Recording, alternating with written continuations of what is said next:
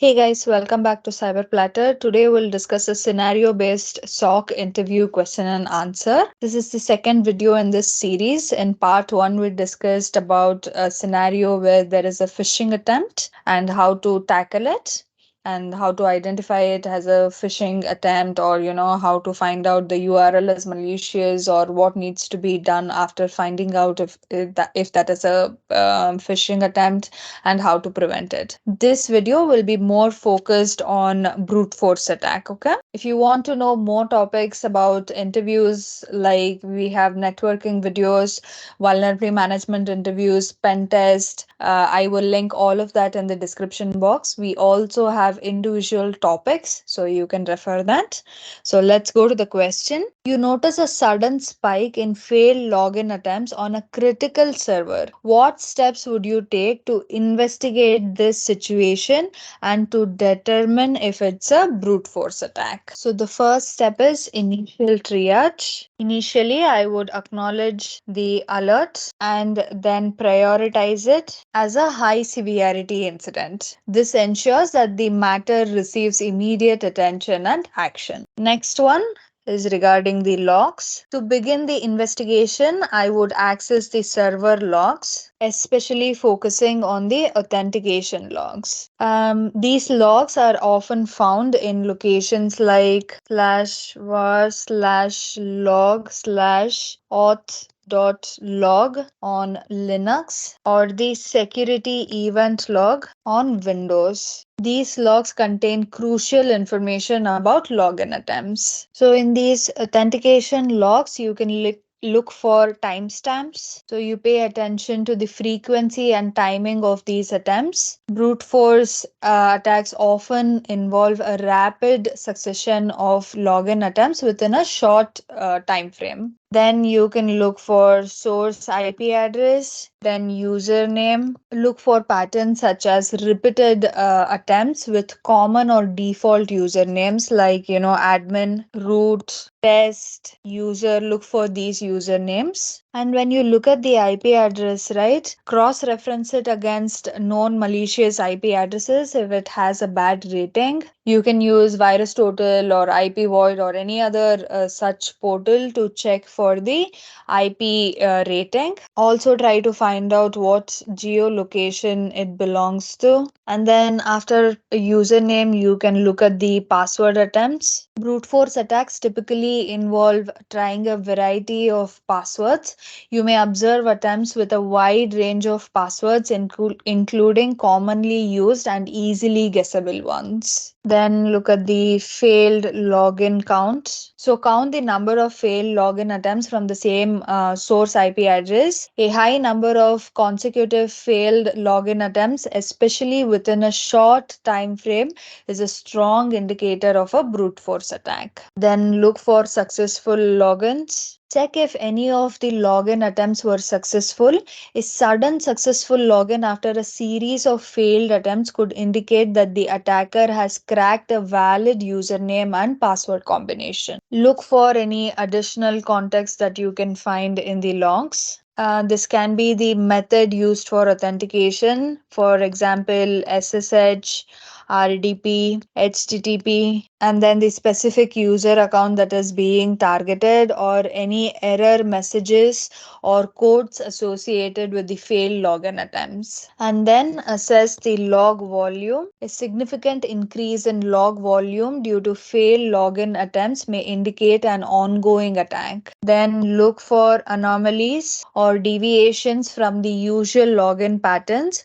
For example, if you notice that legitimate users typically log in from specific IP addresses or at certain times, deviations from these norms may be suspicious. So once you have all this log information from the authentication logs, Next is correlation. Correlate the information from authentication logs with any alerts or indicators from your IDS, IPS, that is intrusion detection prevention systems, or other security monitoring systems like SIM solutions, or if you have EDR solution on this particular server, get the logs or alerts from that as well. The correlation of multiple indicators can strengthen the case for a brute force attack. By thoroughly examining these elements in the authentication logs and in the alerts, you can gain valuable insights into whether the activity aligns with the characteristics of a brute force attack. Multiple failed login attempts, especially from a single IP address, coupled with patterns of common usernames and passwords, are strong indicators of such an attack. Let's move to the next question. This is regarding multiple affected systems. So you receive alerts indicating failed login attempts on several servers simultaneously. Before we saw it on one server, now it is multiple servers simultaneously. How would you handle a potential coordinated brute force attack targeting multiple servers? First is to confirm the incident. First, I would confirm whether the alerts indeed indicate a coordinated brute force attack.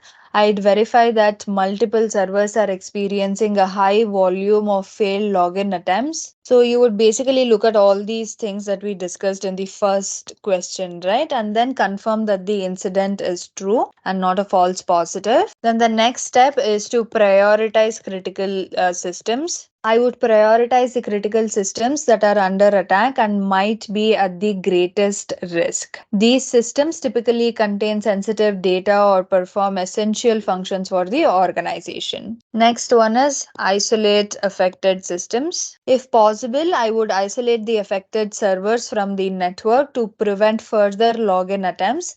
This would involve adjusting firewall rules, network segmentation, or using network access control lists ACLs to restrict access. Next step is to analyze pattern. I would closely analyze the patterns in the failed login attempts across the multiple servers. Like, are there similarities in the usernames, passwords, or IP addresses being used? Identifying commonalities can help confirm the coordinated nature of the attack. Next step is to leverage centralized logging and monitoring solutions. I would collect and correlate logs from all affected servers. This would enable me to have a comprehensive view of the attack across the infrastructure. Next is to investigate the attack vector. That is to determine how the attackers are gaining access to these servers.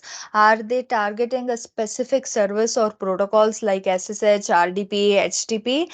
Understanding the attack vector can guide the response strategy. Next is to implement temporary countermeasures. This is done in coordination with the system administrators. This may involve things like temporarily blocking or rate limiting the source IP addresses responsible for the attack, enhancing firewall rules to restrict unauthorized access, or enforcing stricter account lockout policies to prevent further login attempts. Next is to notify stakeholders. Then I would promptly notify relevant stakeholders, including the incident response team, system administrators, and management about the situation. Effective communication is crucial for coordinating the incident response. Next is to conduct forensic analysis. If the attack has successfully compromised any servers or if there are indications of data exfiltration, I would initiate a forensic analysis to understand the extent of the breach and gather evidence. Next is documentation and reporting. Through the incident response process, I would maintain meticulous documentation recording actions taken, findings, and the timelines of events. This documentation is vital for incident reporting and post-incident analysis. Next is collaboration and information sharing. Collaboration with other organizations or industry peers may be beneficial, especially if the attack appears to be a part of a larger campaign. Sharing threat intelligence can help identify the attackers and their motives. Next is remediation and preventive measures. After mitigating the immediate threat, I would work with the system administrators to remediate any vulnerabilities that the attackers exploited and implement preventive measures to reduce the risk of further coordinated attacks. This may include strengthening access controls, updating software, and enhancing security configurations. Handling a coordinated brute force attack targeting multiple servers requires a systematic and coordinated response to contain the threat and minimize potential damage effectively. Let's go to the next question. Imagine the attackers are using techniques to evade detection, such as randomizing login attempts and IP addresses. How would you adapt your detection and response strategies? So first one is implement behavior-based anomaly detection. Behavior-based anomaly detection systems can identify unusual patterns in login attempts even if they are randomized. These systems can detect deviations from normal login behavior and raise alerts based on anomalies. Next is implement rate limiting and threshold alerts. Implement rate limiting for login attempts, irrespective of source IP addresses. This is to limit the number of login attempts per user within a specific time frame. And then set threshold alerts to trigger when the rate of login attempts exceeds normal behavior, regardless of IP addresses. Next is user and host behavior analysis. Continuously monitor and analyze user and host behavior. Look for patterns that suggest suspicious activity, such as unusual login times or patterns of failed login attempts. Next is geolocation analysis. Despite IP address randomization, geolocation analysis can still provide valuable insights. Identify the regions from which login attempts are originating and flag any unusual or unexpected regions as potentially suspicious. Next is heuristic analysis. Employ heuristic analysis techniques to identify unusual login patterns. For example, if the attack involves randomized usernames and passwords, the system could flag repeated login attempts with completely different credentials as suspicious. Next one is implement a credential stuffing detection system. This can identify login attempts using previously compromised credentials. Attackers often use lists of known usernames and passwords obtained from data breaches. Next one is machine learning and artificial intelligence. Leverage ML and AI to adaptively learn from login attempts over time. These systems can identify subtle changes in attack patterns and raise alerts accordingly. Next one is real-time correlation. Set up real-time correlation rules that can detect patterns across multiple servers and accounts. If login attempts exhibit similar behavior across different servers, it may indicate a coordinated attack. For the correlation, you can use SIM tools. And many of these here, right, new tools are coming up with ML and AI techniques, and they have heuristic analysis, anomaly detection, so you can utilize them. Next is enhance user and host authentication mechanisms. Implement multi-factor authentication MFA to add an extra layer of security that makes it more difficult for attackers to gain access even if they have valid credentials. Next is utilize dynamic IP reputation lists. These lists constantly update and categorize IP addresses based on their historical behavior. This can help in identifying and blocking suspicious IP addresses even if they are constantly changing. Next one is continuous monitoring and alerting. Implement continuous monitoring of all systems and establish automated alerting for any suspicious login activity.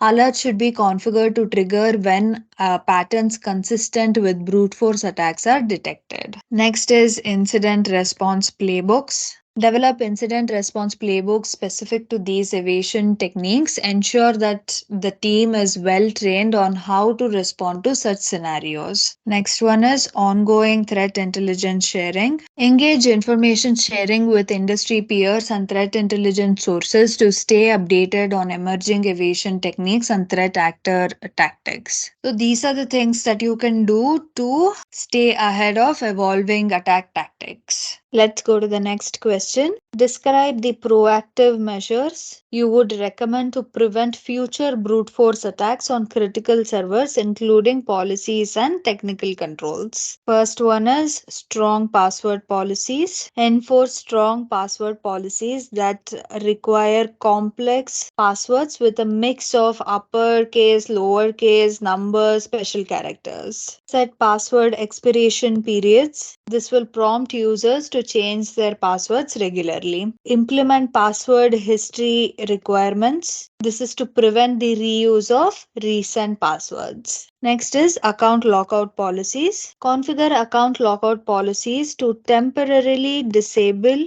accounts after a specified number of failed login attempts. This helps deter brute force attacks. Consider implementing a delay before unlocking accounts to discourage attackers from trying again immediately. Next one is multi-factor authentication MFA. Implement MFA for critical server access. This adds an additional layer of security by requiring users to provide multiple forms of authentication, such as a password and a one-time code from a mobile app or a hardware token. Next is security awareness training. Conduct regular security awareness training for employees to educate them about the risks of weak passwords and the importance of maintaining strong authentication practices. Next is network segmentation. Segment your network to limit access to critical servers. Isolating servers in a dedicated network segment can reduce the attack surface and prevent lateral movement by attackers. Next is to deploy IDS and IPS solutions. Intrusion detection and prevention systems detect and block brute force attacks in real time. These systems can help identify and prevent unauthorized login attempts. Next, implement rate limiting on login attempts. This is to restrict the number of login requests from a single IP address within a specified time frame. This makes brute force attacks more challenging for attackers. Next is security updates and patch management. Keep all servers and software up to date with the latest security patches and updates. Many brute force attacks exploit known vulnerabilities. Next is application whitelisting. Implement application whitelisting to restrict the execution of unauthorized software and scripts on servers, reducing the risk of attacks that may attempt to exploit vulnerabilities. Next, enable comprehensive logging and monitoring. Analyze logs for signs of unauthorized access and set up alerting mechanisms for suspicious activities. Adhere to the principle of least privilege. This is by granting users and processes only the minimum access rights necessary to perform their tasks. Restrict administrative access to authorized personnel only. Next is to conduct regular security audits and penetration tests. This is to identify vulnerabilities and weaknesses that could be exploited in brute force attacks. Next one is develop and regularly update an incident response plan that is specific to handling brute force attack. Ensure that the team is trained to respond effectively in case of an incident. Next one is to stay informed about the latest threats and attacks. You can do this by subscribing to threat intelligence feeds and services. Next is security policy enforcement. Enforce security policies consistently across all servers and ensure that they are regularly reviewed and updated to address emerging threats. Let's go to the next question. After detecting a brute force attack, what steps would you take to identify the source of the attack, including the IP address and potential attacker's motive? So, begin by analyzing logs, especially the authentication logs on the target server, like we mentioned before. I think it was in the first question. These logs typically contain records of login attempts, including source IP addresses. Next is look for the source IP address that is responsible for the brute force attack in the authentication logs. This IP address is a starting point for tracking down the attacker. Next, conduct a geolocation analysis. This is to determine the approximate physical location of the source IP address. This can provide insights into whether the attack is originating from a known malicious region. Next one, consult IP reputation databases and threat intelligence feeds to check the reputation of the source IP address. A known malicious or compromised IP address may indicate a higher likelihood of malicious intent. Next, review network logs. This is including firewall logs and intrusion detection prevention system logs. This is to trace the network path of the attack and gather additional information about the source IP's behavior. Next, if necessary, capture and analyze network packets related to the attack. Packet analysis can reveal more details about the attack methods and payloads used. Next is to correlate the information with data from other security monitoring systems to determine if the source IP address has been involved in other malicious activities or if there are patterns of coordinated attacks. Like if the initial alert that you noticed in intrusion prevention and detection system, then look for that same IP address in an EDR solution or in your SIM solution to find out if you find the same thing. Next one is to determine the ownership of the source IP address. This you can do by performing a whois lookup. This can provide information about the responsible organization or internet service provider, that is ISP. Next is communication and collaboration. Contact the ISP associated with the source IP address to report the malicious activity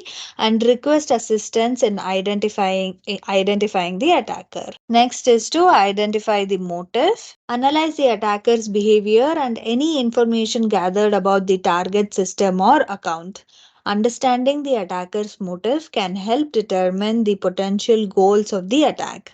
For example, are they seeking financial gain, data theft, or simply causing disruption? Next one is to analyze patterns and techniques that were used in the attack. For instance, the choice of usernames and passwords, the frequency and timing of login attempts, and any specific vulnerabilities targeted can provide clues about the attacker's motive and skill level. Next is to utilize threat intelligence sources and forums. This is to gather information about similar attacks and attacker tactics. This can help identify common motives and trends in the threat landscape. If the motive appears to be criminal or if the attack has caused significant damages, consider involving law enforcement agencies. This is to help identify and apprehend the attacker. Next is documentation. Throughout the investigation, maintain thorough documentation of all findings, actions taken, and any communication with ISPs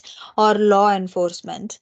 This documentation is vital for potential legal or regulatory process. Identifying the source of a brute force attack and understanding the attacker's motive is a complex process that requires a combination of technical analysis, network monitoring, and collaboration with relevant parties.